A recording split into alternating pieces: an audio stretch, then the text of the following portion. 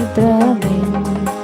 నశించు పాపుల రక్షించలోకమునకే తెంచిన నామమిదే. నశించు పాపుల రక్షించలోకమునకే తెంచిన నామమిదే. పరలోకమున చేర్చు నామమిదే.